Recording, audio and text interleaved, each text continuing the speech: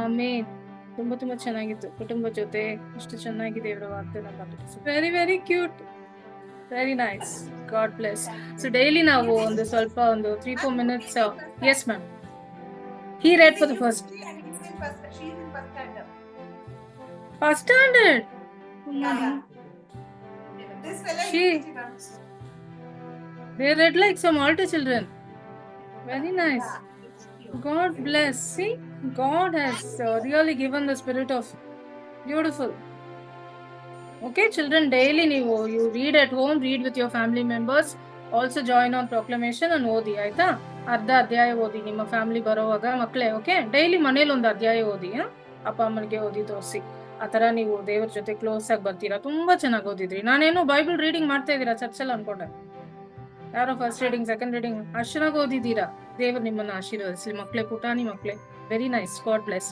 ಒಂದು few minutes ನಾವು ಮುಖ್ಯಾಂಶಗಳು ಕೊಡ್ತೀವಿ. Yes ma'am. ಮುಖ್ಯಾಂಶಗಳು ಅಧ್ಯಾಯ ನೀವು ಓದಿದಲ್ಲಿ ಕೊಡ್ತೀನಿ. ಒಂದ್ ಸ್ವಲ್ಪ ಕ್ವೆಶ್ಚನ್ಸ್ ಕೂಡ ಕೇಳ್ತೀನಿ. ಸೊ ಈ 3 ಮಕ್ಕಳು ಆನ್ಸರ್ ಮಾಡ್ಬೇಕು. ಸೊ ರೆಡಿಯಾಗಿರಿ. ದೊಡ್ಡವ್ರು ಕೂಡ ಆನ್ಸರ್ ಮಾಡ್ಬೋದು. ಓಕೆ, 1ನೇ ಅಧ್ಯಾಯ ಆದಿಕಾಂಡ ನಾವು ನೋಡಿದ್ವಿ. ದೇವರು ನಿರ್ದಿಷ್ಟವಾಗಿ ಹೇಳಿದ ಮೊದಲ ವಿಷಯ ಎಂದರೆ ಅವರು ಎಲ್ಲವನ್ನು ಸೃಷ್ಟಿಸಿದರು. 2ನೇದಾಗಿ ನಾವು ಆತನ ಸ್ವರೂಪದಲ್ಲಿದ್ದೇವೆ, ಅವರ ಸ್ವರೂಪದಲ್ಲಿ ಸೃಷ್ಟಿಸಲ್ಪಟ್ಟಿದ್ದೇವೆ ಮತ್ತು ನಾವು ಅನೇಕ ವಿಧಗಳಲ್ಲಿ ಆತನನ್ನು ಅಮೂಲ್ಯ ಸೃಷ್ಟಿಯಾಗಿದ್ದೇವೆ ಎಂದು ತಿಳಿದುಕೊಳ್ಳಬೇಕೆಂದು ದೇವರು ಬಯಸುತ್ತಾರೆ. 2ನೇ ಅಧ್ಯಾಯ ಮನುಷ್ಯನನ್ನು ನೆಲದಿಂದ ಸೃಷ್ಟಿಸಿದರು ಮತ್ತು ವೈಯಕ್ತಿಕವಾಗಿ ಉಸಿರಾಡಿದರು.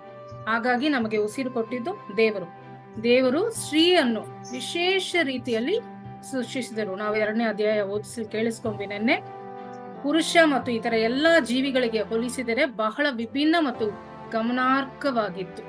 ಈ ಅಧ್ಯಾಯವು ದೈಹಿಕ ಕ್ರಮ ಮತ್ತು ವಿಶ್ರಾಂತಿ ಪವಿತ್ರತೆಯ ಬಗ್ಗೆ ತಿಳಿಸುತ್ತದೆ. 3ನೇ ಅಧ್ಯಾಯ ಮೊದಲನೇದಾಗಿ ಮನುಷ್ಯನು ಪಾಪವನ್ನು ಜಗತ್ತಿಗೆ ಖರೀದಿಸಿದನು ಎಂಬ ಅಂಶವನ್ನು ನಾವು ಅರ್ಥ ಮಾಡಿಕೊಂಡಿದ್ದೇವೆ. ಅದು ಮೂಲಕ ಈ ರೀತಿ ಹಾಗಿರ್ಬೇಕು ಅಂತ ಉದ್ದೇಶವಿರಲಿಲ್ಲ. ಈ ಅವಿಧೇಯತೆಯಿಂದ ಮನುಷ್ಯನಿಗೆ ಶಿಕ್ಷೆ ವಿಧಲಾಯಿಸಿತು. ಆದುದರಿಂದ ವಿಧೇಯರಾಗಿರುವುದು ಮತ್ತು ಪಾಪದಿಂದ ದೂರವಿರುವುದು ನಿಜವಾಗಿಯೂ ಪ್ರಾಮುಖ್ಯತವಾಗಿದೆ ಮತ್ತು ದೇವರು ತುಂಬಾ ಕರುಣಾಮಯವಾಗಿದ್ದಾರೆ, ಪ್ರೀತಿಪರರೆಂದು ಅರ್ಥ ಮಾಡಿಕೊಳ್ಳಬೇಕು ಎಂದು ಈ ಅಧ್ಯಾಯದಲ್ಲಿ ನಮಗೆ ಗೊತ್ತಾಗುತ್ತದೆ. 4ನೇ ಅಧ್ಯಾಯ ದೇವರು ಹಾಬೇಲಿನ ಅರ್ಪಣೆಯನ್ನು ಸ್ವೀಕರಿಸುತ್ತಾರೆ ಹೊರತು ಕಾಯನಿದಲ್ಲ. ದೇವರು ನಮ್ಮ ಹೃದಯವನ್ನು ಮತ್ತು ನಮ್ಮ ಉದ್ದೇಶಗಳನ್ನು ನೋಡ್ತಾರೆ. ನಾವು ಆತನ ಬಯಸಿದ ರೀತಿಯನ್ನು ನಾವು ಆತನ ಬಳಿಗೆ ಬರಬೇಕೆಂದು ದೇವರು ಬಯಸುತ್ತಾರೆ ಮತ್ತು ನಮ್ಮ ಉದ್ದೇಶಗಳು ಶುದ್ಧವಾಗಿ ಪರಿಶುದ್ಧವಾಗಿ ಇದ್ದರೆ ಖಂಡಿತವಾಗಿಯೂ ನಮ್ಮ ವಿಷಯದಲ್ಲಿ ದೇವರು ಸಂತೋಷ ಪಡುತ್ತಾರೆ. 5ನೇ ಅಧ್ಯಾಯ ನಾವು ಕೇಳಿಸ್ಕೊಂಡ್ವಿ, ಅಬ್ರಹಾಮನ ವಂಶಾವಳಿ. ಆ ಅಧ್ಯಾಯದ ಮುಖ್ಯಾಂಶ ಹಾನೋಕ್ ಬಗ್ಗೆ ನಾವು ಕೇಳಿಸ್ಕೊಂಡ್ವಿ. ಅವರು ದೇವರೊಂದಿಗೆ ಅನ್ಯೋನ್ಯತೆಯಾಗಿ ನಡೆಯುತ್ತಾರೆ. 6ನೇ ಅಧ್ಯಾಯದಲ್ಲಿ ನಾವು ದೇವರ ದೃಷ್ಟಿಯಲ್ಲಿ ಮನುಕುಲದ ದುಷ್ಟತನವನ್ನು ಕೇಳಿಸ್ಕೊಂಡ್ವಿ. ಆ ದುಷ್ಟತನದ ನಡುವೆ ನೋಹನು ಅನುಗ್ರಹದ ನಡುವಿನ ವ್ಯತ್ಯಾಸದೊಂದಿಗೆ ಅಧ್ಯಾಯವು ಕೊನೆಗೊಳ್ಳುತ್ತದೆ. 7ನೇ ಅಧ್ಯಾಯ ನಾಳೆ ನೋಡೋಣ. ಸೊ ಮಕ್ಕಳೇ, ನಿಮ್ಗೆ ಕ್ವೆಶ್ಚನ್ಸ್ ಕೇಳೋಣ. ಈಸಿ. ರೆಡಿ ಇದ್ದೀರಾ? ಸೇಸೋನು. ಓಕೆ. ದೇವರು ಮೊದಲನೇದಾಗಿ ಯಾವುದನ್ನು ಸೃಷ್ಟಿ ಮಾಡಿದರು? First verse what God spoke. What did he say? What did he create? Genesis 1:3, ಆದಿಕಾಂಡ 1:3.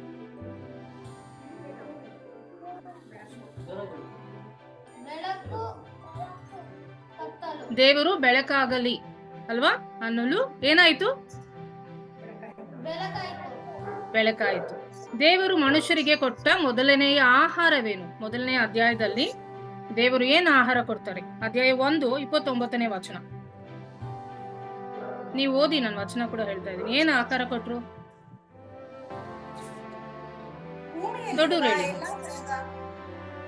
ದವಸ ಧಾನ್ಯಗಳನ್ನು, ಹಣ್ಣು ಹಂಪಲುಗಳನ್ನು ನಿಮಗೆ ಆಹಾರವಾಗಿ ಕೊಟ್ಟಿದ್ದೇನೆ. Very good, correct.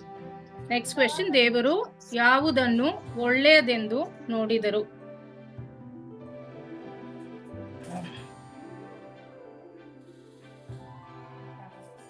ಹಳೆ ಕ್ವೆಶ್ಚನ್ಗೆ ದೇವರು ನೋಡಿದರು, ಅವುಗಳು ಬಹಳ ಚೆನ್ನಾಗಿತ್ತು. Very good. ಅವರು ಸೃಷ್ಟಿಸಿದ ಎಲ್ಲವನ್ನು, all that he created was good. Yes. Next question. ನಮ್ಗೆ ಟೈಮ್ ಕಡಿಮೆ ಇದೆ, ಅದು ಬೇಗ ಹೋಗ್ತೀನಿ. ದೇವರು ಸೃಷ್ಟಿಸಿದ ಜೀವಿಗಳಿಗೆಲ್ಲ ಹೆಸರಿಟ್ಟವರು ಯಾರು?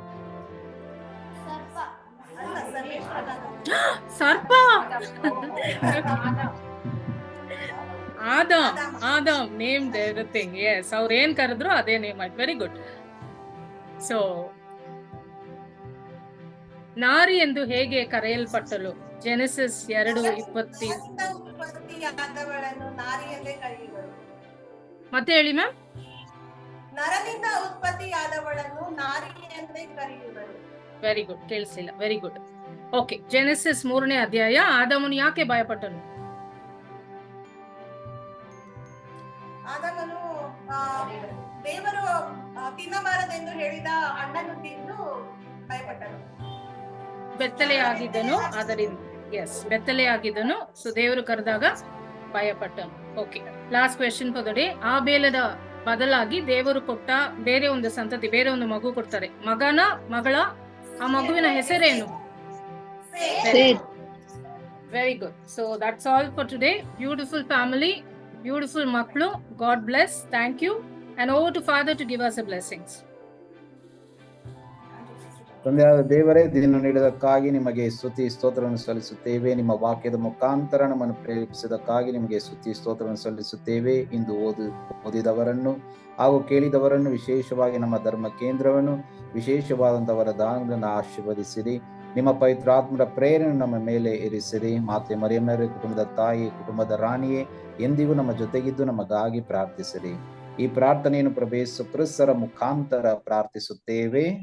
ಆಮೆನ್.